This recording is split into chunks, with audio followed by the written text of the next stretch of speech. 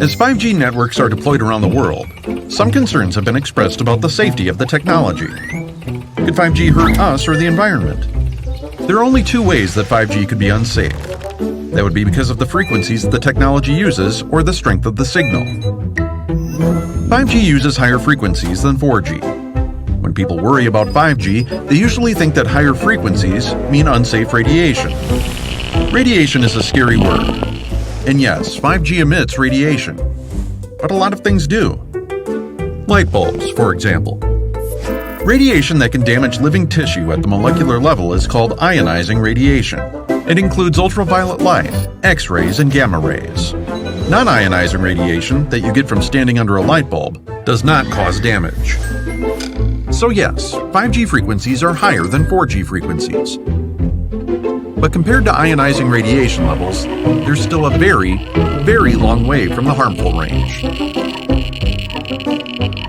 Let's turn to intensity, or the strength of the signal. Microwave frequencies are too low to cause molecular damage. But if they are strong enough, they generate heat. That's how we get microwave ovens. So that mobile emissions don't heat up objects or organisms within their range, government sets strict standards well below the thermal effect level. The EU allows up to 10 watts per square meter. But actual tests show that wireless emissions are far below that. Right under a base station, 5G radiation is equivalent to that of a hairdryer. And 15 feet away, it's a tiny fraction of what you'd measure from a microwave oven. Earlier this year, the UK Office of Communications published the results of a countrywide study that looked at emissions from 5G mobile base stations. At most, they were 0.04% of the regulatory standard. So neither 5G's intensity nor frequency are a problem. And yet, some alarming studies have concluded that electromagnetic radiation can hurt plants or lab animals under certain conditions.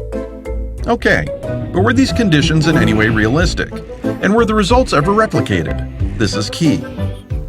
With science, it's important to look at the consensus. None of the world's largest health agencies have found any credible evidence that wireless mobile emissions are harmful.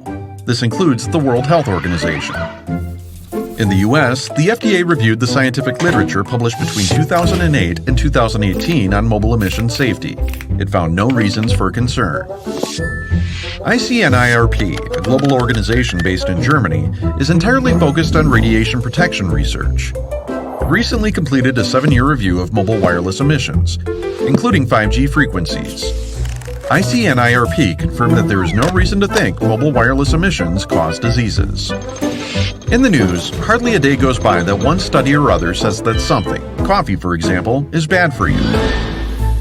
The safety of mobile wireless technologies has been extensively researched over the past 40 years. 5G is new and operates in a different range, but it's the same as before as far as safety goes. So are 5G emissions safe? Absolutely. As safe as a light bulb.